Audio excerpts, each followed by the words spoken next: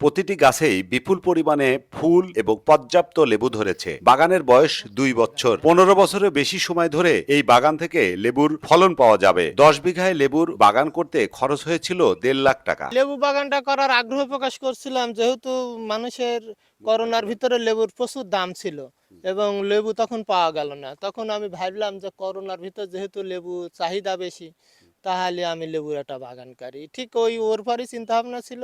চারা জোগাড় করতে আরো 1 বছর চলে গেছিল। তারপর পরবর্তী বছর আমি চারার ব্যবস্থা করে এই লেবুগুলি লাগাইছিলাম। পাবনার ঈশ্বরদীর মানিকনগর গ্রামের জাতীয় কৃষি পদকপ্রাপ্ত কৃষক শাহিনুজ্জামান শাহিনের এই 10 বিঘা লেবু বাগান। প্রতিটি বাগানের সবুজ পাতার মাঝে উকি দিচ্ছে থোকায় থোকায় লেবু। রমজান মাসের শুরু থেকে এ পর্যন্ত প্রায় 5.5 লাখ টাকা লেবু বিক্রি করা হয়েছে এই বাগান থেকে। আরও প্রায় 2 লক্ষ টাকার লেবু বিক্রির আশা রয়েছে এই বাগান মালিকের। সব মিলিয়ে 7.5 লক্ষ টাকার লেবু বিক্রির আশা রয়েছে এই রমজানেই। গত বছরও বাজার ভালো ছিল, এবছরও বাজার ভালো।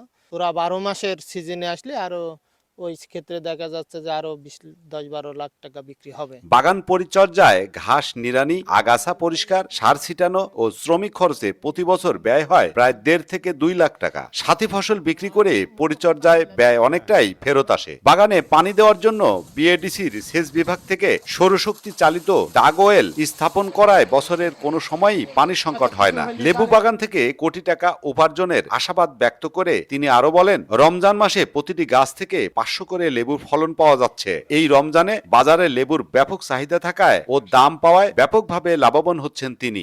বছরে সারা সময় ফুল আসে এবং ফল দেয়। তো এবছর যেহেতু রমজানে লেবুর বাজারটা বেশি ছিল, সেহেতু আমাদের একটু লাভবানের সংখ্যা একটু বেশি হয়েছে।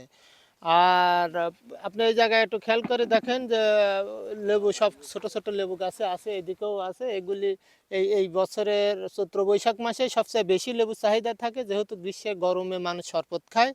এই এই চাহিদা পূরণ হয় লেবু দেই। বাগান পরিচর্যা ব্যয়ের বেশিরভাগই সাথী ফসল বিক্রি করে ব্যয় মেটানো হয় বলছেন তিনি।